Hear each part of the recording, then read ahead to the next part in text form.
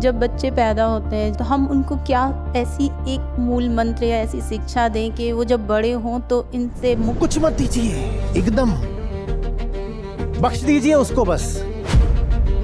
आपको कहां से ये भ्रम हो गया कि माँ बाप अपने बच्चों के साथ कुछ अच्छा करते हैं? परवरिश कर पाना, माँ बाप बन पाना, वो एक बहुत बहुत बहुत अलग बात होती है।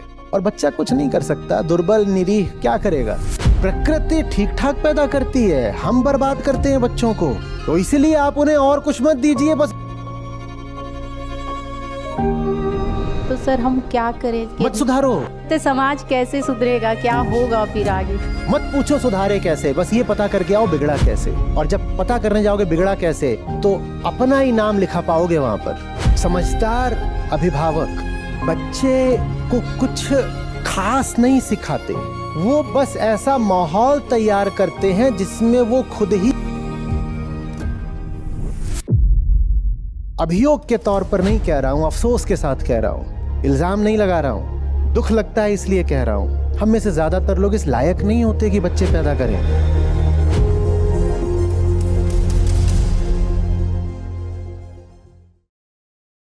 प्रणाम आचार्य जी, मैं गीता सोन आपसे एक सवाल पूछना चाहती हूँ।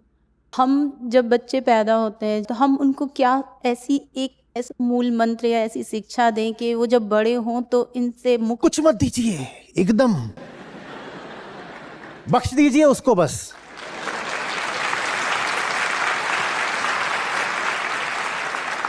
तो सर अहंकार से मुक्त कैसे होंगे फिर?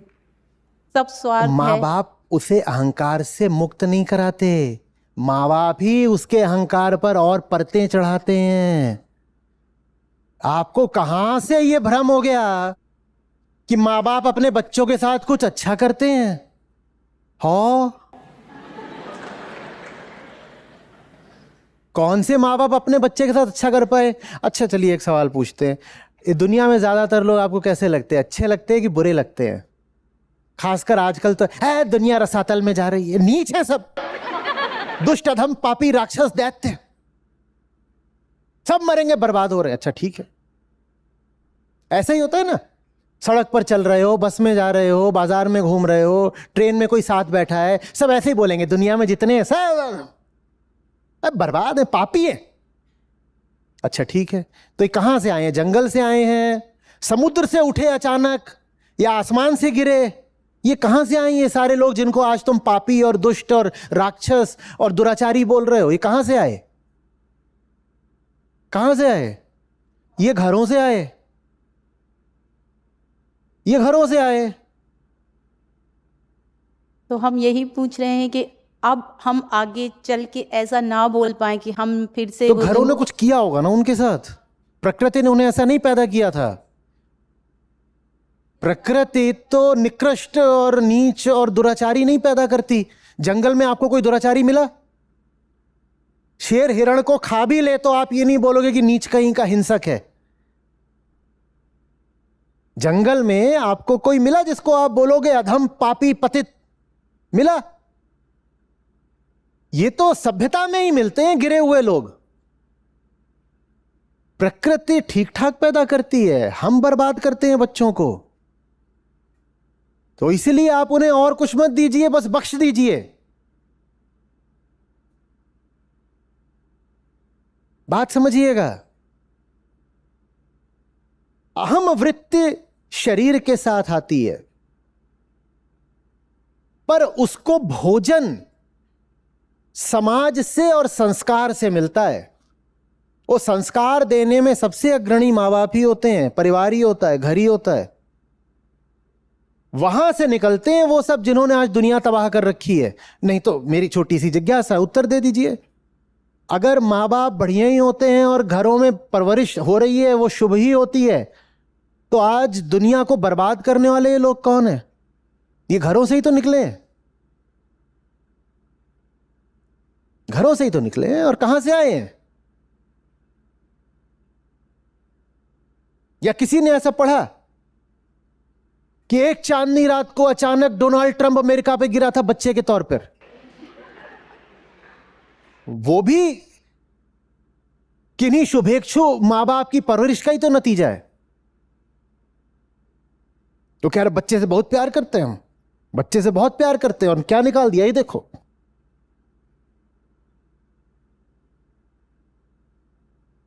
अब घर जाओ, पता नहीं वहां पे अब सिलेंडर बचा कि नहीं बचा।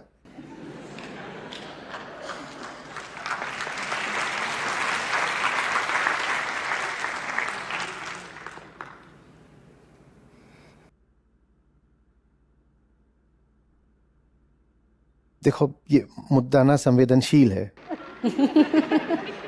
और श्रोताओं में सबसे आगे बच्चा ही बैठा हुआ है।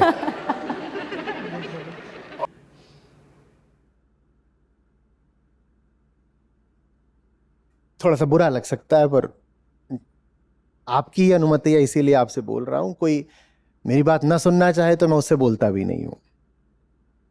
देखिए, एक बहुत साधारण सा शारीरिक काम होता है बच्चा पैदा कर देना, सब कर देते हैं। आप अपने कूलर में थोड़ा सा पानी छोड़ दीजिए और चलाइए नहीं 10-20 दिन, तो उसमें मच्छरों के बच्चे पैदा हो जाएंगे। बच्चे पैदा करना कौन सी बड़ी बात है। एक पागल एक पगलिया को भी आपस में छोड़ दीजिए, उनके ही बच्चे पैदा हो जाएंगे। एक मुहावरा चलता है, ब्रीडिंग लाइक रैबिट्स। उसकी वजह आप जानते हैं? सिर्फ एक नर और मादा खरगोश को छोड़ दीजिए इस पूरी पृथ्वी पर, सिर्फ एक नर खरगोश और एक मादा खरगोश को आप पृथ्वी पर छोड़ दीजिए, और सिर्फ कुछ सालों में पूरी पृथ्वी पर जितना थल है, माने जितनी जमीन है, वो पूरी खरगोशों से भर जाएगी। बच्चे पैदा करने में क्या होता है? जानवर, पागल, मच्छर सभी पैदा कर सकते हैं, पर परवरिश कर पाना, माँ बाप बन पाना, वो एक बहुत बहुत बहुत अलग बात होती है, बहुत अलग बात होती है। और हम में से ज्यादातर लोग, अभियोग के तौर पर नहीं कह रहा हूं, अफसोस के साथ कह रहा हूं, इल्जाम नहीं लगा रहा हूं, दुख लगता है इसलिए कह रहा हूं, हम में से ज्यादातर लोग इस लायक नहीं होते कि बच्चे पैदा करें। बुरा मत मानिएगा, पर जो बात जैसी है, बोलूं कि ना बोलूं? बोलिए सर। हम में से ज्यादातर लोगों को बच्चे पैदा करने का कोई अधिकार नहीं है। हम खुद को ही नहीं पैदा कर पाए अभी तक, हम बच्चा क्या पैदा कर रहे हैं?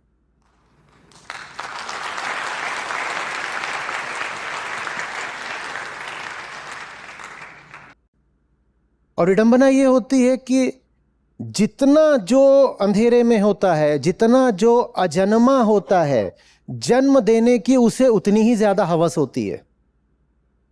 और जिन्होंने स्वयं को जन्म दे दिया, वो बच्चे को जन्म देने के मामले में भी थोड़े विवेकी हो जाते हैं। उनके भीतर फिर एक अंधी खुजली नहीं रहती संतान जनने की। मैं नहीं कह रहा कि अब वो कभी संतान पैदा नहीं करेंगे, पर यदि वो संतान पैदा करेंगे भी तो उसमें भी एक विवेक होता है।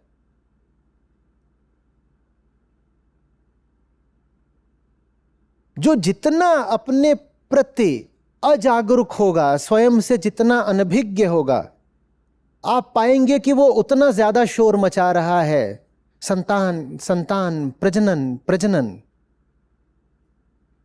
और यही मनुष्यता का दुर्भाग्य है। इसी कारण पृथ्वी पर अब हम 850 करोड़ लोग हो रहे हैं। पृथ्वी हमारा वजन नहीं बर्दाश्त कर पा रही। हमने सारी प्रजातियां मार डाली, सारे जंगल जला दिए। एक या दो पीढ़ियां और हैं जो किसी कदर इस पृथ्वी पर अब जी पाएंगी। प्रजनन की अंधी हवस।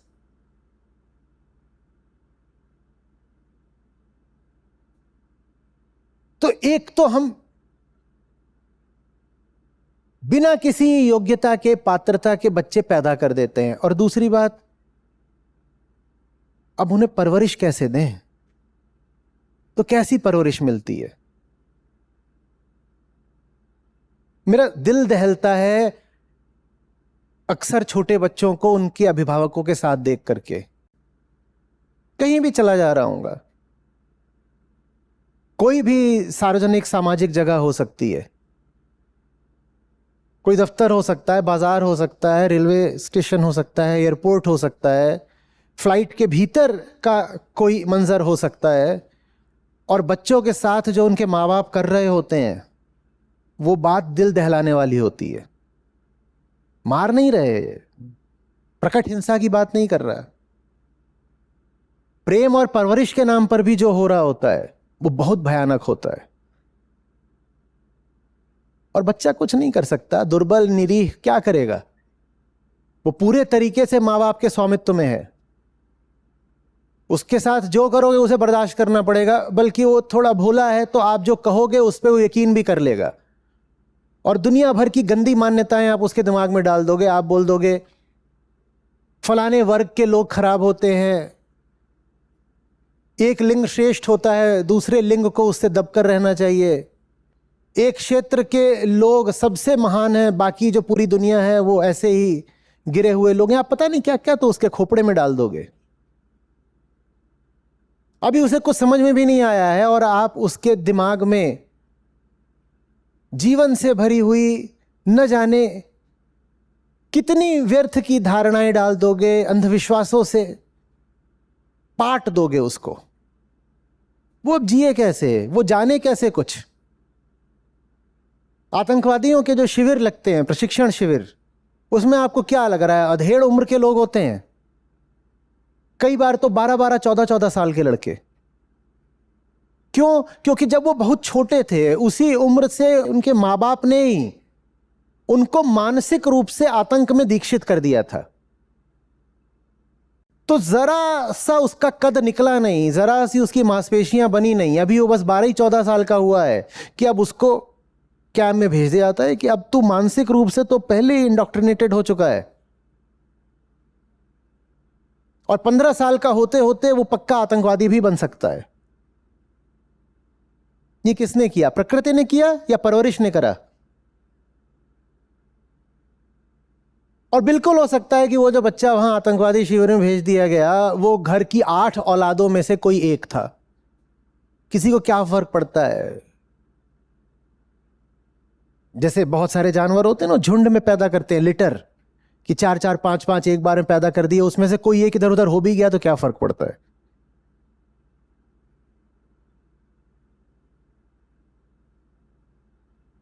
बहुत बहुत बड़ी जिम्मेदारी है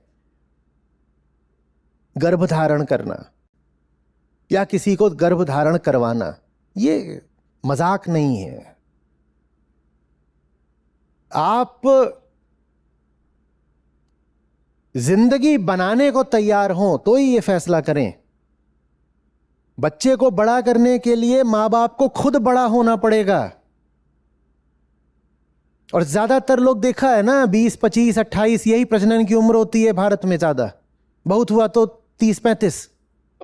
ज्यादातर लोग इस उम्र में कैसे होते हैं? चिबिल्ले। छत्तीसगढ़ में चलता है ये शब्द, चिबिल्ला, चिबिल्ली? नहीं चलता। यहां क्या चलता है? जो बिल्कुल अपरिपक्व किस्म का आदमी हो, मानसिक रूप से अभी छोटा ही सा। नादान तो उर्दू में लखनऊ में चलता है, हमारे यहां कहां नादान, कहां से आ गया? दिल्ली में चलता है निब्बा निब्बी। छत्तीसगढ़ में जोजुआ बोलते हैं। जोजुआ।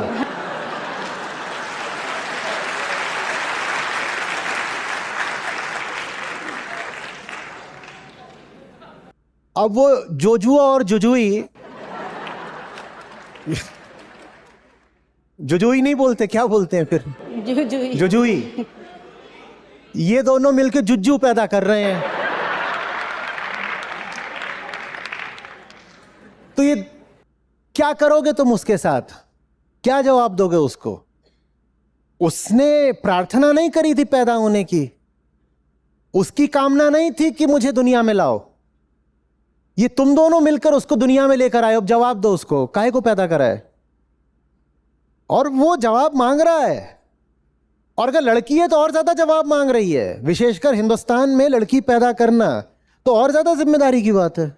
जवाब दो अब उसको, क्यों पैदा करा है?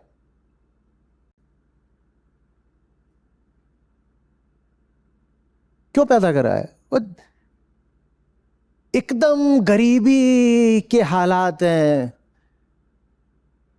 और वो वहां पर बच्ची है, उसके कपड़े फटे हुए हैं, उसका दिख रहा है कुपोषित है, उसकी नाक बह रही है, वो नहाई हुई भी नहीं है और उसको पैदा कर रखा है और वो रो रही है वहां पड़ी हुई है। और कई बार तो 3 साल की लड़की है और वो 2-3 महीने का उसका भाई है, उसको उठा करके ऐसे ऐसे फिर रही है। क्यों पैदा करा? जवाब दो ना, क्यों पैदा करा उसको?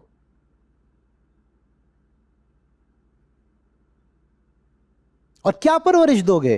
पैदा करने के नतीजे में के फैसले में ही ना समझी है। पैदा करने के फैसले में ही ना समझी है तो परवरिश में समझदारी कहां से आ जाएगी? जब शुरुआत ही गलत है, पैदा करने का फैसला ही गलत था, तो परवरिश सही कैसे हो जाएगी? तो फिर परवरिश जैसी होती है वैसी होती है।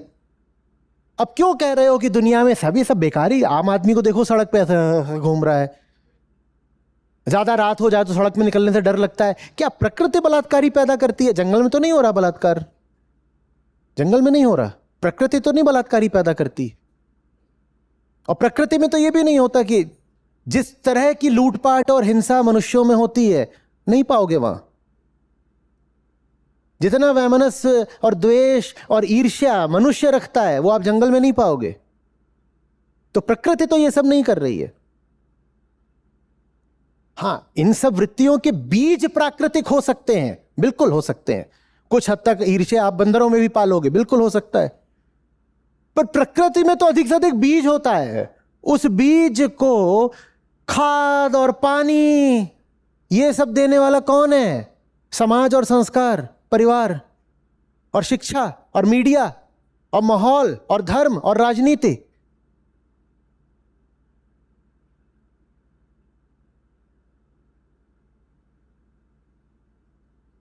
ये कोई फैशन की बात नहीं होती है कि अब मैं 25 की हो गई हूं तो मैं मां बनूंगी।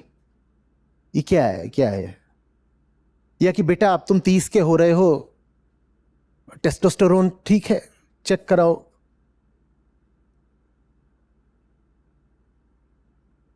ना उसने अभी अपनी पढ़ाई करी पूरी, ना उसने दुनिया देखी, कुछ नहीं समझता वो। अपने गांव या छोटे शहर से ठीक से बाहर भी नहीं निकला आज तक वो, और तुम कह रहे हो बाप बन जा।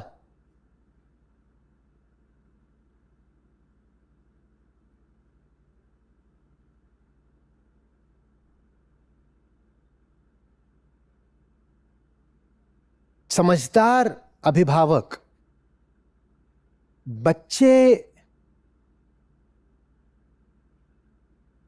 को कुछ खास नहीं सिखाते, वो सिर्फ ऐसा माहौल तैयार करते हैं जिसमें वो खुद ब खुद सीख सके। वो उसके दिमाग में उसको सिखाने के लिए कुछ सामग्री नहीं डालते, वो बस ऐसा माहौल तैयार करते हैं जिसमें वो खुद ही सीखने के लिए सवाल कर सके। अंतर समझिएगा। एक बात तो यह है कि ये पैदा हुआ है अभी से, अब इसको संस्कारित करना शुरू कर दो, इसके दिमाग में ये डाल दो, ये डाल दो, ये डाल दो, कुछ गड़बड़ करे तो थप्पड़ मार दो। एक तो ये है, और दूसरा ये है कि माहौल ऐसा करा है कि बच्चा खुद ही जिज्ञासा कर रहा है। माहौल ऐसा करा है जिसमें विषाक्त तत्व बच्चे तक पहुंच ही नहीं रहे। ये नहीं हो रहा है कि मोबाइल पर दिन भर गाना चल रहा है घर में, या टीवी लगा हुआ है दिन भर, या बच्चे के सामने दादी और उसकी माँ कलह और क्लेश कर रहे हैं दिन भर, और कह रहे हो तो बच्चा है क्या फर्क पड़ता है, बच्चा है तो क्या सुनाई नहीं दे रहा, उसे दिखाई नहीं दे रहा उसको। उन्होंने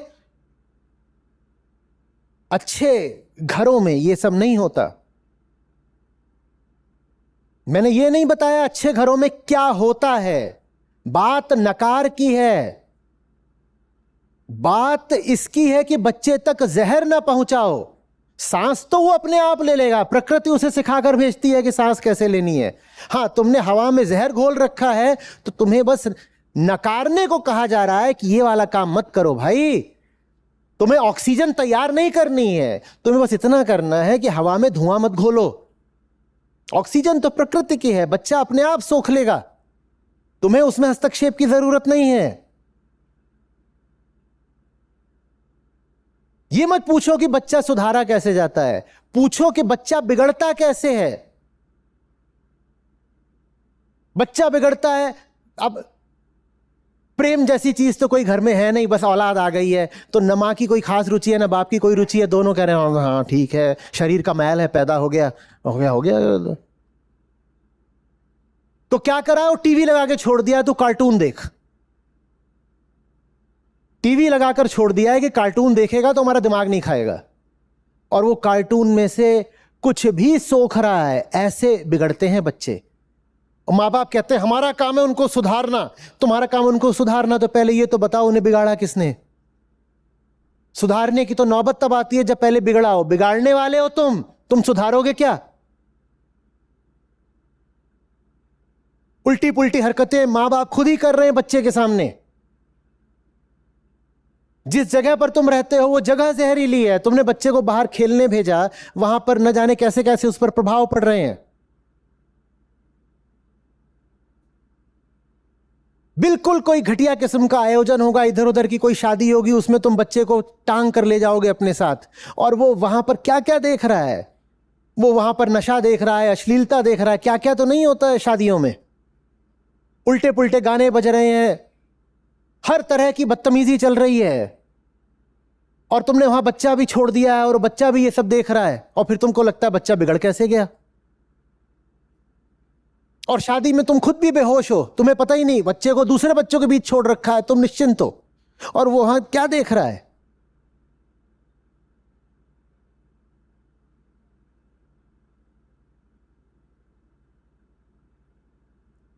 बच्चे को सुधारने की तो बात ही बाद की है। बच्चे को बिगाड़ना तो बंद करो, सुधारने की कोई जरूरत नहीं है। सुधारने का काम प्रकृति का है, बिगाड़ने का काम आपका है। आप बिगाड़ना बंद करो। वेदांत नेति नेति की भाषा में बात करता है। वो ये नहीं कहता कि क्या खास करना है, वो कहता है जो तुमने कर रखा है वही गड़बड़ है, उसे बंद करना है। कुछ नया और अतिरिक्त नहीं करना है। जो तुम चला रहे हो उसको रोकना है।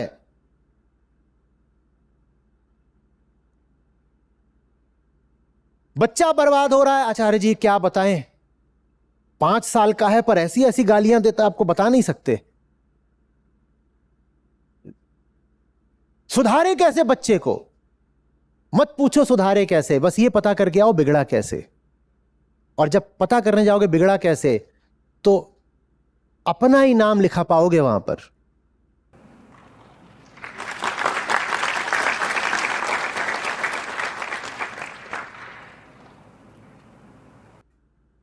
इल्जाम किस पर लगा रहे हो? प्रकृति पर। मैं क्या करूं, ऐसी औलाद पैदा हो गई। नवरात्रि का समय है भाई, देवी की उपासना करते हैं ना हम। हां, तो प्रकृति ही देवी हैं, उन पर इल्जाम मत लगाओ।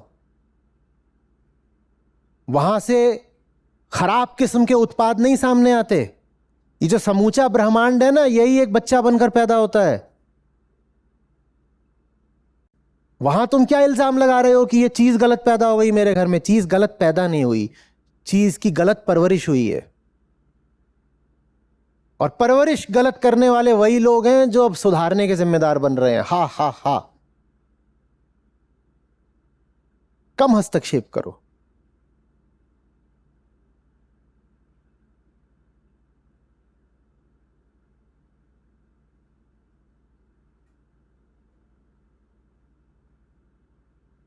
हम पूछना चाहते हैं, परवरिश से बच्चे, आपने बोला आतंकवादी भी बन सकते हैं, परवरिश से बच्चे संस्कारिक भी बन सकते हैं। ये समाज अगर खराब है तो हम आने संस्कारित वाले मत समाज करो, को। मत करो संस्कारित। नहीं सर, आपने कहा समाज में हम ही लोग तो बच्चों को बिगाड़ते हैं ना। हाँ, तो तो वो आने वाले आप समाज, बिगाड़ने के नाम पे थोड़ी बिगाड़ते हो, आप संस्कार के ही नाम पे तो बिगाड़ते हो। तो हम वही पूछे कैसे संस्कार दें या क्या कुछ दें। मत दो, आप अभी भी देने में लगे हुए हो। हम मैं माँ कह रहा हूं रुको देने से, नहीं, हम माँ बाप को आप क्या ऐसा बताएं जिससे हम कुछ भी बच्चों को मतलब पीछे हो ऐसा- जाओ।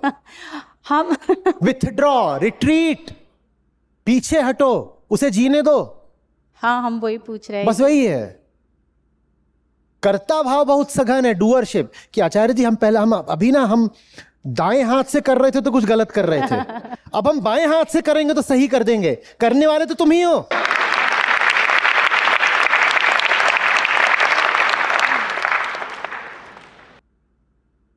कोई माँ बाप मिलेगा जो कहेगा कि मैं अपने बच्चों को बिगाड़ रहा हूं? बताओ आप में से कितने लोगों का इरादा है अपने बच्चों को बिगाड़ने का? किसी का नहीं। तो बिगाड़ने के नाम पर थोड़ी बिगाड़ा जाता है, सुधारने के नाम पर बिगाड़ा जाता है। कोई नहीं कहेगा कि मैं बिगाड़ना चाहता हूं अपने बच्चों को, बिगड़ तो सभी के गए। तो माने तुम्हारे सुधारने से ही बिगड़े हैं वो। तो सर हम क्या करें मत सुधारो।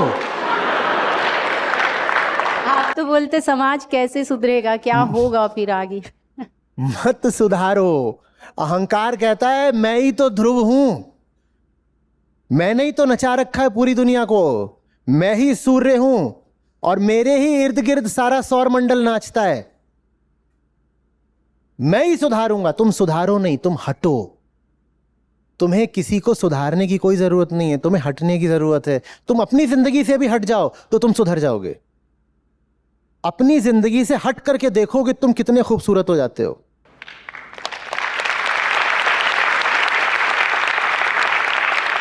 चाहे बच्चा बिगड़ा हुआ हो, चाहे अपनी जिंदगी बिगड़ी हुई हो, कारण बस एक है कि तुम वहां घुसे हुए हो। जहां से भी तुम हट जाओगे वो जगह सुंदर हो जाएगी। प्रकृति अपने आप में सुंदर है, उसको बिगाड़ने वाला, उसको कुरूप करने वाला, किसी भी प्रकार का विकार लाने वाला अहंकार है। हटो और देखो कि कोई जगह साफ होती है कि नहीं। कोई जगह बहुत गंदी हो, इंसानों ने बहुत गंदी कर रखी है, ठीक है, इंसानों ने बहुत गंदी कर रखी है, हटा दो वहां से इंसान और फिर देखो साफ हो जाती है कि नहीं। देखो कोविड के समय में क्या हुआ था, सफाई हो गई थी ना। कैसे हो गई थी? अपने आप हो गई थी। प्रकृति सफाई जानती है, प्रकृति में सब कुछ साफ है। बताओ प्रकृति में कहां गंदगी है? जंगल में कूड़े का ढेर किसने देखा? पहाड़ों पर जाते हो तो वहां पर किसी ने आगे झाड़ू लगाया है क्या? तो फिर आपको इतने सुंदर क्यों लगते हैं वो? क्योंकि प्रकृति परिभाषा से ही साफ है। गंदा करने का काम हमारा है, हमारा काम साफ करने का नहीं है। साफ करना है तो बस गंदा करना बंद कर दो, अपने आप साफ हो जाएगा। मैं एक और सवाल पूछना चाहती हूँ। अहंकार बचपन से, जब से हम पैदा होते हैं तभी से हमारे साथ आ जाता है, तो हम इससे मुक्त कैसे हो सकते हैं? अगर हम मुक्त हुए तो मुझे लगता है फिर हम कैसे आगे बढ़ेंगे, बड़े होंगे। अहंकार है क्या? हमारे शरीर में ही बहुत अहंकार। सुंदर। ये जैसे आपने प्रश्न पूछा है ना, लगभग वैसा ही है जैसे प्रश्न उपनिषदों में पूछे जाते हैं। अभी जो ये बातचीत हो रही है, ये बातचीत ही धर्म है। यही बातचीत और ये जिस भाषा और भाव से जिज्ञासा उठी है, यही वेद वेदांत का सार है, यही सनातन है। ठीक है, समझते। तो पहले आपके प्रश्न को ही थोड़ा मांझते हैं, प्रश्न का परिमार्जन जरूरी है। तो आपने कहा हम अहंकार से कैसे मुक्त हो सकते हैं यदि वो जन्म से ही हमारे साथ है। हम माने कौन? मैं। तो ये जो मैं है, इसी के लिए दूसरा नाम क्या है? अहंकार। तो अब अपने वाक्य को दोबारा बोलिए। जब आपने कहा हम अहंकार से कैसे मुक्त हो सकते हैं, तो इसमें निकल के आया कि हम माने मैं और मैं माने अहंकार। तो आपने जो प्रश्न पूछा वो कुल मिलाकर के क्या है? अहंकार। आगे अहंकार से कैसे मुक्त हो सकता है? हम अहंकार से कैसे मुक्त हो सकते हैं, ये कोई बात नहीं होती। क्यों? क्योंकि अहंकार के अलावा हम कुछ है ही नहीं। मैं ही तो अहंकार हूं और मैं कह रहा हूं मैं अहंकार से कैसे मुक्त हो जाऊं। तो कुल मिलाकर के अहंकार पूछ रहा है कि वो अहंकार से कैसे मुक्त हो जाए। तो प्रश्न है कि अहंकार अहंकार से कैसे मुक्त हो सकता है, माने अहंकार खुद से ही अपना पीछा कैसे छुड़ा सकता है। आप बताओ। अहंकार मैल है, भूल है, त्रुटि है। त्रुटि कैसे ठीक की जाती है? त्रुटि कैसे ठीक की जाती है? अपने आप को जानने से। अपने आप को जानने से, है ना, अपने आप को जानने से। और कैसे? मुझे मेरे ही बारे में भ्रम हो गया है कि मेरे 3 आंखें हैं, कि मेरे गाल पर गुलाब छपा हुआ है। कैसे हटाऊं ये त्रुटि? अपने ही बारे में अहंकार अहंकार से ही मुक्त होना चाहता है और अहंकार एक त्रुटि मात्र है। अहंकार कैसे हटाए ये त्रुटि? अरे भाई, आपने कहा कि तुम्हारे यहां कुछ लगा हुआ है, ठीक है, आप छोटी थी, आपने ये बात मान ली। अब ये गलत आपने बात मान ली है, पर ये त्रुटि को हटाएंगे कैसे?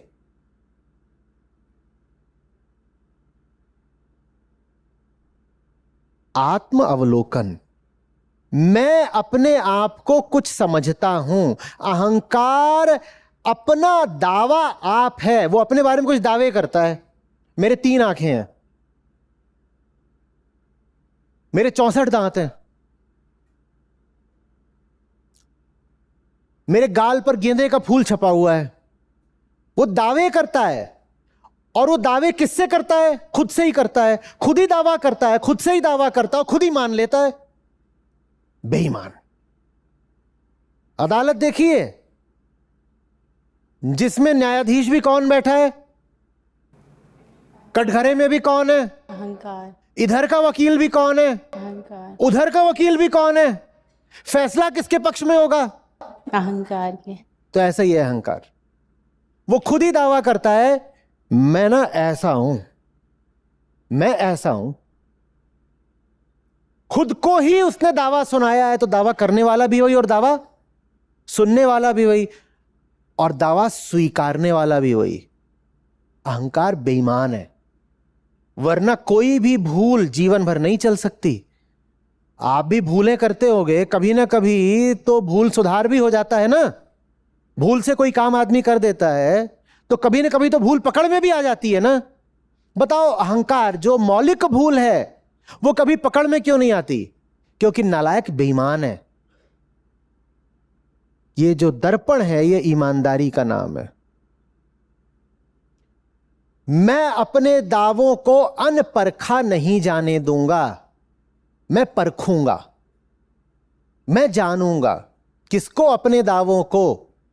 मैं खुद को जान, अपने बारे में मैंने इतना कुछ मान रखा है, इतना कुछ मान रखा है, मैं उसका परीक्षण करूंगा। मुझे प्रयोग करना है, मैं ऐसे ही कुछ नहीं मानूंगा। जो मेरी सबसे गहरी मान्यता भी होगी, मैं उसका भी परीक्षण करने को तैयार हूं। कसौटी से गुजारे बिना कोई बात स्वीकार नहीं होगी। कुछ नहीं मानता, भले ही वो बात गहरी हो, भले ही वो बात सार्वजनिक हो, भले ही वो बात पवित्र मानी जाती हो, मैं कुछ नहीं मानूंगा जब तक परख नहीं लूंगा।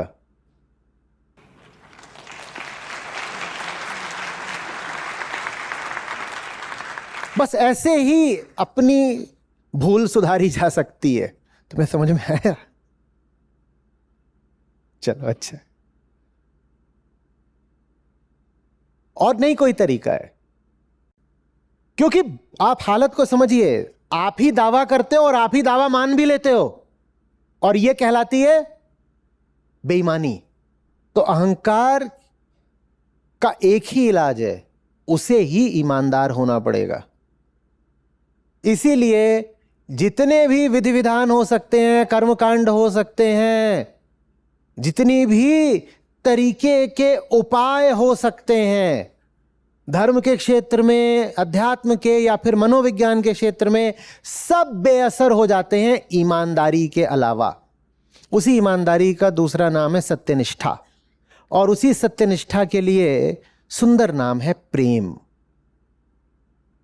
सच्चाई से प्यार होना चाहिए ना, तभी तो बेईमानी हटेगी। सच्चाई से प्यार ही नहीं तो खुद ही अपने झूठे दावे स्वीकार करते रहोगे, खुद ही स्वीकार करते रहोगे। मैं श्रेष्ठ हूं क्योंकि मैं फलाने वर्ण में पैदा हुआ हूं, हमारा रक्त ज्यादा शुद्ध होता है। लाओ रक्त दो, नहीं दो, हम शुद्धता नापेंगे तुम्हारी, और यह भी देखेंगे कि किसी और के रक्त से तुम्हारा रक्त ज्यादा शुद्ध कैसे है। और यह भी पूछेंगे कि जब तुम्हारा रोड एक्सीडेंट हो जाता है तो रक्त लेने से पहले शुद्धता का नहीं नापते? ब्लड प्योरिटी नापो ना, ब्लड ग्रुप क्यों पूछते हो? यह मत कहो कि हमें अभी बी पॉजिटिव चाहिए, कहो हमें अभी बी प्योर चाहिए, क्योंकि हम तो फलाने वर्ण के हैं, हमारा तो प्योर होता है। उस वक्त तो जिसका भी मिलेगा ले लोगे, और ऐसे कहोगे नहीं नहीं नहीं। तो क्या हुआ तुम्हारे श्रेष्ठता और शुद्धता के दावे का? परखा नहीं था इसीलिए माने चले जा रहे थे। परखते ही टाए टाए फुस।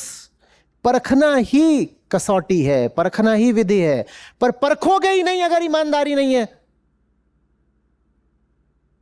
जिस दावे के साथ स्वार्थ जुड़ा हो, क्या तुम उसे परखना चाहोगे? नहीं परखना चाहोगे।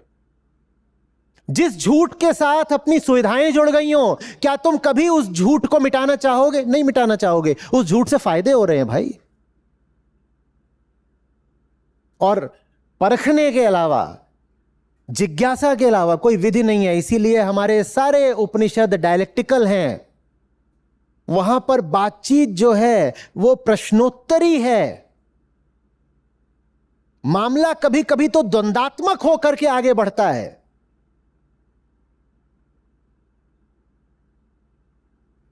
शिष्य गुरु से सिर्फ प्रश्न ही नहीं करता, प्रति प्रश्न भी कर लेता है। और शिष्य इस बात का ख्याल नहीं करता कि सवाल उतना ही पूछो जितना गुरुजी बर्दाश्त कर लें।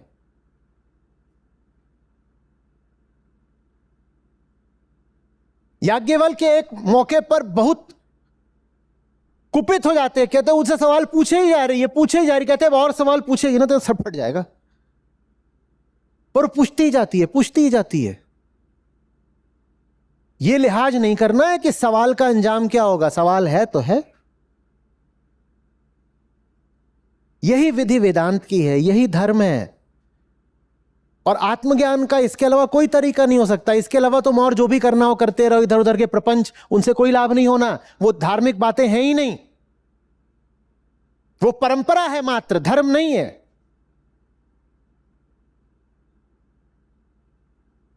और परंपरा तो किसी भी चीज की बन सकती है, उसमें क्या रखा है।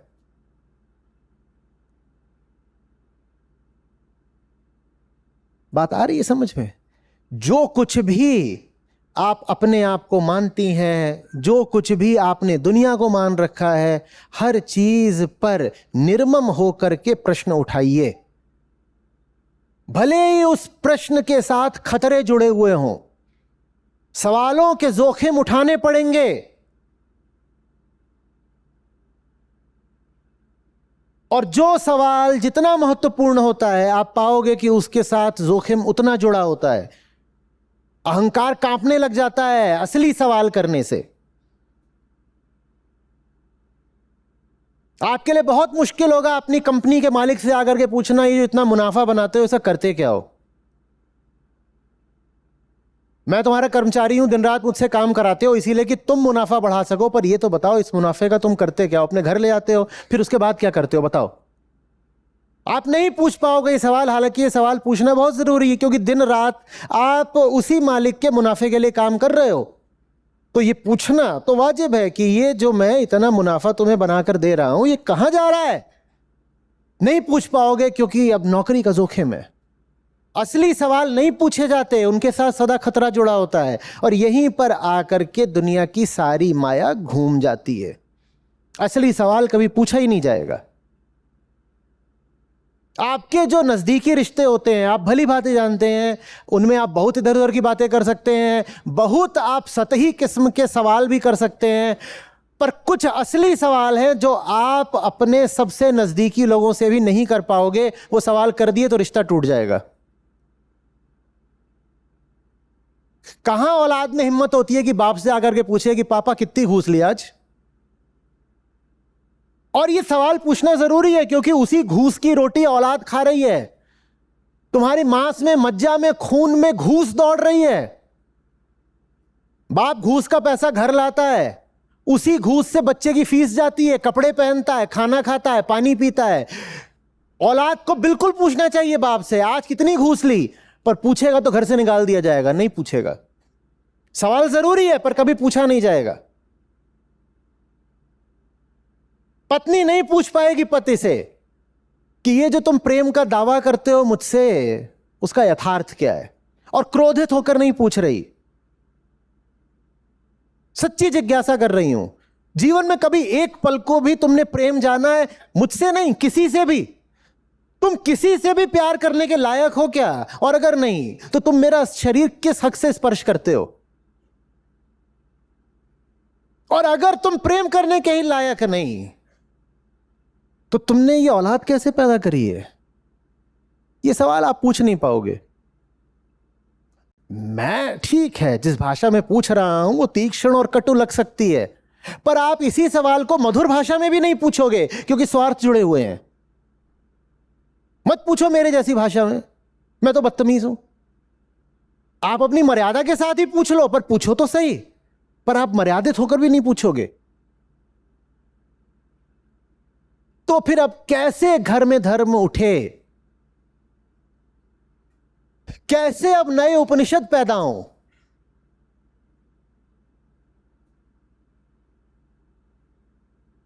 आवाज आ रही है भाई?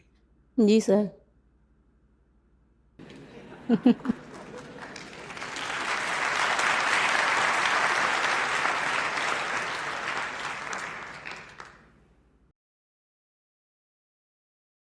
Thank you sir.